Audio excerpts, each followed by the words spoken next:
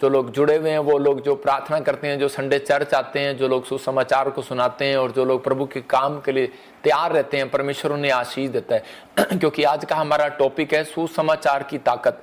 आपने अगर अब तक भी आपके लाइफ में कोई अब तक ताकत नहीं है, लेकिन मैं आपको बताना चाहता हूं कि हो सकता है कि ताकत किस चीज की, कह रहा वो पावर किस चीज की। जब गॉस्पेल की पावर आती है तो उसके बाद कहता है कि बहुत सारे बंधन टूट जाते हैं। बहुत सारे लोगों के जीवन में ताकत नहीं है, बिजनेस में कमाई करने की ताकत नहीं है, धन की ताकत नहीं है आपके हाथों में। कह रहा है कि आप खाना बनाते हैं या फिर आप मेहनत करते हैं, मजदूरी करते हैं, लेकिन आपको शरीर में, बॉडी में पावर की जरूरत पड़ती है।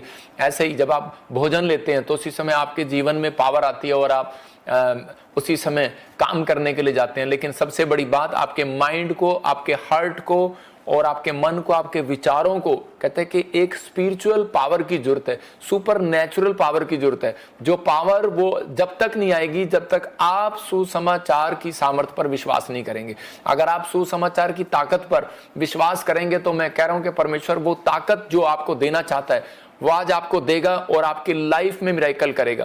मैं इस वचन से आज आपको बताऊंगा, लेकिन उससे पहले बहुत सारे लोग जो हैं अपनी लाइफ में ये सोचते हैं कि पता नहीं मेरी लाइफ में क्या होगा, मुझे कुछ मिलेगा कि नहीं मिलेगा। बहुत सारे लोगों को इस ताकत का नहीं पता। अगर आपको पता लग गया तो आपको बैंक से लोन लेना नहीं पड़ेगा। याद रखना, जितने आमीन बोल रहे हैं कि मैं कह रहा हूं लोन लेना नहीं पड़ेगा।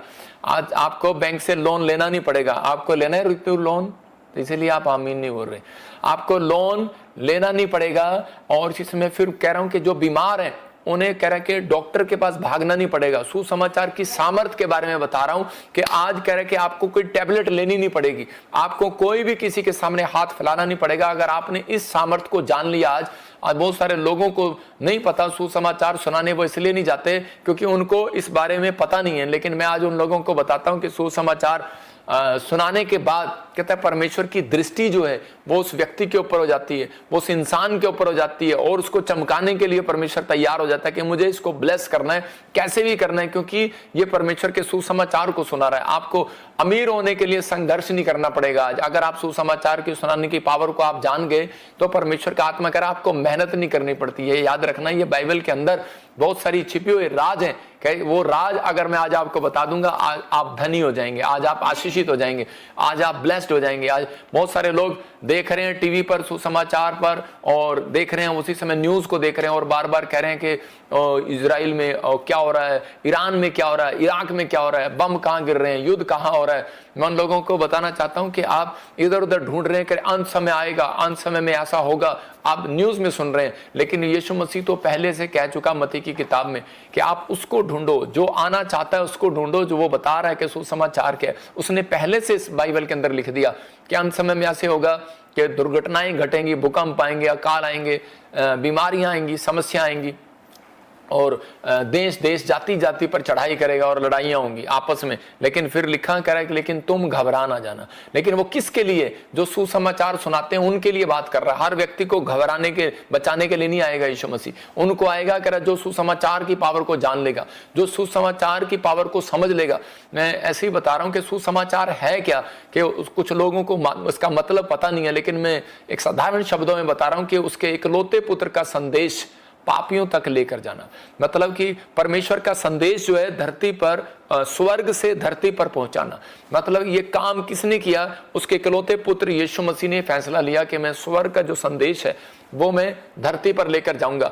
लेकिन बहुत सारे लोग उसको लेकर जाना चाहते हैं लोगों तक, लेकिन ये आसान नहीं है। आप समझ रहे हैं कि नहीं? ये हर व्यक्ति की के पर बात नहीं है। मैं फिर कह रहा हूं, सुसमाचार सुनाने वाला व्यक्ति महान होता है, सुसमाचार सुनाने वाला व्यक्ति धनी होता है, कर्जे से आजाद होता है, बीमारियों से आजाद होता है, ब्लेसिंग होती है उसके ऊपर। लेकिन कब? कह रहा है कि जब उसके ऊपर सुसमाचार की सामर्थ का कह रहा है ज्ञान हो। तो आपके ऊपर अगर ज्ञान होगा, मैं कह रहा हूं भूकंप आए, तकलीफ आए, कैसी भी आए, लेकिन परमेश्वर ने अपने वचनों से बताया, कह रहा मैं तुम्हारे मैं अंत तक साथ रहूंगा। इसका मतलब कि अंत तक वो आपके साथ रहेगा। कि लेकिन कब? कह रहा है लेकिन उस व्यक्ति के साथ रहना चाहता है वो जो परमेश्वर के सुसमाचार को, परमेश्वर की न्यूज को, परमेश्वर के पत्र को, परमेश्वर की चिट्ठी को कह रहा है कि वो लोगों तक लेकर जाना चाहता है। परमेश्वर ने किसको चुना? कहता है कि वो यीशु मसीह को चुना। उसने अपने जीवन में फैसला लिया कि मैं परमेश्वर के कलाम को लेने के, लोगों तक पहुंचाने के लिए, परमेश्वर के गॉस्पेल को पहुंचाने के लिए मैं कुर्बान हो जाऊंगा, चाहे मैं कुछ भी करूंगा, लेकिन मैं आज दुनिया में अपने आप को इम्तिहान दूंगा, लेकिन चाहे कैसे भी करूंगा, लेकिन परमेश्वर मैं पीछे नहीं हटूंगा। उसने ये बेड़ा उठाया और इसी समय वो उसमें पास हुआ। तो आज जो लोग इस व्यक्ति के बारे में सुनना चाहते हैं, तो परमेश्वर उसके जीवन में काम करना चाहता है। पुराने नियम के अंदर घोड़े पर लोग जाते थे, सेनापति जाते थे और राजा का संदेश लेकर जाते थे, और वो बहुत दूर दूर तक जाते थे, दूसरे देश में जाते थे। और जब वो जाया करते थे तो उसी समय काफी दूर जाकर वो चिट्ठी पढ़कर उनको सुनाकर वापस आया करते थे। मतलब कि आज राजा उस संदेश को भेजा करते थे, लेकिन वो ताकत चाहिए आपको वो संदेश देने के लिए। घुड़सवार को इतनी दूर तक बैठने के लिए, घोड़े पर जाने के लिए उसको ताकत चाहिए। जीसस को भी ये बात पता थी कि मुझे पावर लेनी है, और कह रहा है कि लेकिन उस पावर को लेने से पहले मुझे क्या करना पड़ेगा। अगर आज आप चाहते हैं, मैं फिर कह रहा हूं कि सुसमाचार सुनाने वाला व्यक्ति आशीषित होगा, कर्जे से मुक्त होगा, बंधन से आजाद होगा, गरीबी से बाहर होगा, बीमारी से बाहर होगा, हर समस्या से बाहर होगा। चाहे दुख आए, तकलीफ आए, समस्या आए, अकाल आए, बीमारियां आए, कह कुछ भी आए, वायरस आए, परमाणु बम गिरे, लेकिन परमेश्वर ने कहा मैं अंत तक तुम्हारे साथ रहूंगा। बोला हालेलुया। आपको परमेश्वर को अंत तक साथ रखना है कि थोड़े दिन तक साथ रखना है, वो आपकी मर्जी है। लेकिन कुछ लोग एक दिन सुसमाचार सुनाते हैं, दूसरे दिन नहीं सुनाते।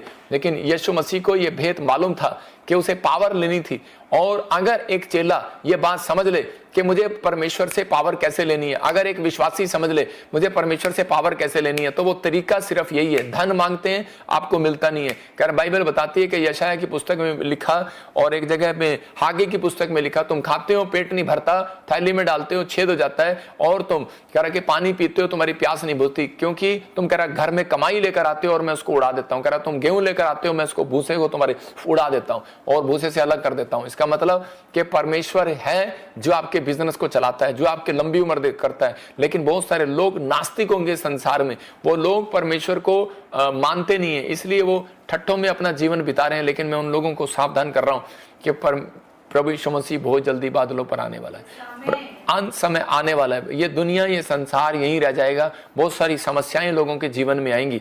लेकिन लोग कहते हैं कि यीशु मसीह को धरती पे क्यों आना पड़ा, वो ऊपर से ही कह देता।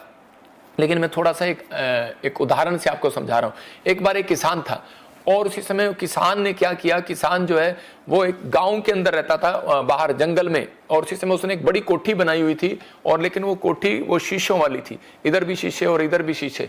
और उसी समय तकिया देना एक पीछे और बहुत सारे शीशे उसने लगाए हुए थे। और उसी समय जब वो शीशे जो उसने लगाए हुए थे, तो उसी समय थोड़ी देर में बारिश आ गया। बारिश आया तो उसके साथ साथ ओले आ गए, और जब ओले आए, बारिश आई, तो उसी समय के कुछ पक्षी शीशे के साथ टकरा रहे थे, और उसी समय जो टकरा रहा था उसके ऊपर ओला लग रहा था, और वो गिर रहे थे, बर्फ के ओले लग रहे थे, और उसी समय वो दाड़ दाड़ दाड़ दाड़ गिरे जा रहे, मरे जा रहे थे।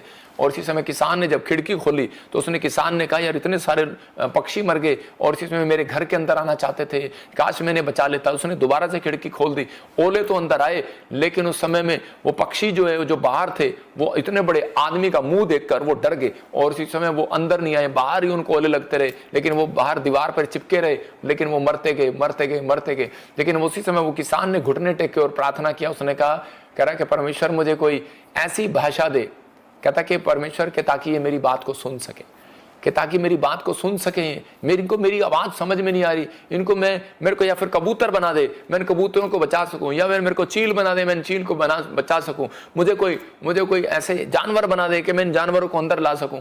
लेकिन उस समय में वो उस बात को समझ नहीं पाए। लेकिन परमेश्वर ने उसको कहा कि ऐसा नहीं हो सकता, ये तेरे बस की बात नहीं है, क्योंकि तू एक पापी मनुष्य है। तो उस समय यीशु मसीह इस धरती पर जब आया, अगर आज आप गधे होते, बकरे होते, चिड़िया होते, कह रहे पक्षी होते, कबूतर होते, मैना होते, तो आप उसी समय, मैं कह रहा हूं कि यीशु मसीह आप जैसा ही रूप धारण करके आ सकता था। इसलिए वो परमेश्वर होकर हमारे सामने, क्योंकि हमारा शरीर एक व्यक्ति का है, तो वो व्यक्ति का शरीर हमारे सामने लेकर आया, और हमसे कह रहा है कि हमसे भाषा में बातचीत किया, क्योंकि वो किसान के और कबूतर की आवाज को समझ में नहीं आ रहा था, इसलिए उस कबूतर को आवाज समझने के लिए कबूतर बनना पड़ता है, इंसान की आवाज को समझने के लिए इंसान बनना पड़ता है। यीशु मसीह वो इंसान बनकर इस धरती पर आया, लेकिन वो पवित्र था, और इसी समय पूरी दुनिया के बीच में उसने वो संदेश दिया कि मैं स्वर्ग से वो संदेश लाया हूं। परमेश्वर का कह रहा है कि वो सुसमाचार और उसी समय उसने दिया कि जो कोई मुझ पर विश्वास करेगा वो नाश ना होगा परंतु अनंत जीवन पाएगा। तो एक पापी व्यक्ति जब विश्वास करता है तो उसी समय परमेश्वर उसके पापों को खत्म कर देता है, क्योंकि उसने उन लोगों के लिए कह रहा है कि उन पापों के लिए, उनकी बीमारियों, उनके कर्जों को, उनकी सारी शर्मिंदगी को अपने ऊपर ले लिया और उनको परमेश्वर को कहा परमेश्वर इनके पाप क्षमा कर। और उसी समय परमेश्वर ने कहा ठीक है, लेकिन जो कोई तेरे ऊपर विश्वास करेगा उसके पाप क्षमा करूंगा। ये नहीं गांव में लाइट तूने लगवाई और सरपंची का इलेक्शन तूने लड़ा, लेकिन कह रहे कि और वोट किसी और को दे दे लोग। तो इसका मतलब परमेश्वर ने कहा जो कोई तुझे वोट देगा, जो कोई तेरे ऊपर विश्वास करेगा वो अनंत जीवन को पाएगा। तो ये कहानी, ये सच्ची कहानी है। मैं कह रहा हूं कि ये परमेश्वर की ओर से, ये पवित्र शास्त्र बाइबल बताती है कि यीशु मसीह को धरती पर क्यों आना पड़ा, क्योंकि इस धरती पर एक भी पवित्र उसे ना मिला, इसलिए परमेश्वर ने अपने इकलौते पुत्र को धरती पर भेजा। लेकिन अब हम सुनते हैं कि मत्ती की किताब 3:13 और उसका 16 हम पढ़ेंगे तो बाइबल बताती है कि यीशु मसीह को धरती पर आने से पहले एक आज्ञा पूरी करनी थी, सुसमाचार की पावर लेनी थी उसने, सुसमाचार की ताकत। और उसी समय जब वो सुसमाचार की ताकत क्या थी कि यूहन्ना बपतिस्मा देने वाला उन दिनों में वहां पर खड़ा था और वो उस समय में यीशु मसीह उसके पास आता है। 3:13 में लिखा, उस समय यीशु गलील से यरदन नदी के किनारे यूहन्ना के पास उससे बपतिस्मा लेने आया। और इसी समय यहां पर यूहन्ना क्या कह रहा है, यूहन्ना कह रहा है कि मैं आपको कैसे बपतिस्मा दे सकता हूं, रोकने लगा। लेकिन उसी समय यीशु मसीह ने कहा, कह रहा मुझे रोक मत, कह रहा कि मुझे तो स्वयं तुझसे बपतिस्मा लेना है। और उसी समय उसने कहा कि मुझे तुझसे स्वयं बपतिस्मा लेना है की आवश्यकता है, तू मेरे पास आया है। यीशु ने यूहन्ना बपतिस्मा कहने लगा मुझे तो तेरे से बपतिस्मा लेना है, लेकिन यीशु मसीह ने कहा नहीं, कह रहा ये होने दे। उत्तर में यीशु क्या कर रहा है, 15 रख। और इसी समय 15 में लिखा, कह रहा यीशु मसीह ने उससे कहा अभी तो इसे इसी प्रकार होने दे, हमें जो परमेश्वर चाहता है उसे पूरा करने के लिए यही करना उचित है। मतलब ठीक है, इसका मतलब कि परमेश्वर ने उसको समझाया था कि धरती पर जाना, और कह रहा कि अगर किसी को परमेश्वर की पावर लेनी है तो उसी समय उसको, अगर सुसमाचार सुनाने की पावर लेनी है तो उसी समय कहता है कि आपको एक आत्मिक व्यक्ति बनना पड़ेगा। जब आपको बैप्टिज्म लेंगे तो उसी समय आपके ऊपर परमेश्वर का आत्मा आएगा। और जब हम 16 को पढ़ते हैं तो वहां पर क्लियर लिखा 16 में कि उसी समय कह रहा तब यीशु ने बपतिस्मा लिया, जैसे ही वह जल से बाहर निकला और लिखा आकाश खुल गया, उसने परमेश्वर के आत्मा को एक कबूतर के तरह नीचे उतरते हुए और अपने ऊपर आते हुए देखा, और स्वर्ग में से एक आवाज आई कि ये मेरा प्रिय पुत्र है और इसकी सुनो, इसकी सुनो, इसकी सुनो। इसका मतलब कह रहा है मैं इससे प्रसन्न हूं। हालेलुया। तो परमेश्वर किस व्यक्ति से प्रसन्न होगा, कहता है कि जब आप बैप्टिज्म लेते हैं तो उसी समय, इसका मतलब बपतिस्मे का मतलब कि यीशु मसीह ने बताया, कहता है कि मैं एक व्यक्ति को, कहता है परमेश्वर जो है वो एक पापी व्यक्ति को देखना पसंद नहीं करता, उसकी पीठ रहती है। और उसी समय लेकिन यीशु मसीह क्या करता है, जब एक व्यक्ति कह रहा है कि बपतिस्मा लेता है, अपने पापों से तौबा करता है, यीशु मसीह पर विश्वास करता है, तो परमेश्वर यीशु मसीह में होकर उसको पीछे से उस व्यक्ति को देखता है। जब यीशु मसीह इधर मुंह करता है तो परमेश्वर उसकी पीठ के अंदर, उसके अंदर से होकर यीशु मसीह को देखता है। मैं क्या कर रहा हूं, आज परमेश्वर यीशु मसीह हमारे ऊपर से होकर आपको देख रहा है, आप विश्वास करें। और इसी समय पवित्र आत्मा कह रहा है कि जितने लोग इस बात को विश्वास कर रहे हैं कि परमेश्वर मेरी जिंदगी में कार्य कर, मैं कह रहा हूं उन लोगों की बात बता रहा हूं कि लोगों ने आज बपतिस्मा ले लिया है, चर्च में जाना शुरू कर दिए, प्रार्थना करना शुरू कर दिए, लेकिन लोगों ने सुसमाचार सुनाना अभी शुरू नहीं किया। वो लोग क्या कर, उनके पास टाइम नहीं है, घर बैठते हैं टाइम नहीं है, ऑफिस जाते हैं टाइम नहीं है। इसलिए आज भी बहुत सारे लोग, 100% में से मसीह लोग 80% गरीब हैं, 80% मसीह लोग दुख में, तकलीफ में, उनके बच्चे शराब पीते हैं, उनके बच्चे कह रहे कि आज भी कामयाब नहीं हुए। कारण यही है क्योंकि उनको परमेश्वर की सामर्थ का नहीं पता है। अगर आप चाहते हैं कि यीशु मसीह की सामर्थ मेरे ऊपर आए, अगर आप चाहते हैं कि आज वो ताकत मेरे ऊपर आए, तो आपको गोस्पेल की ताकत को जानना पड़ेगा। आज आपको सुसमाचार की ताकत को जानना पड़ेगा।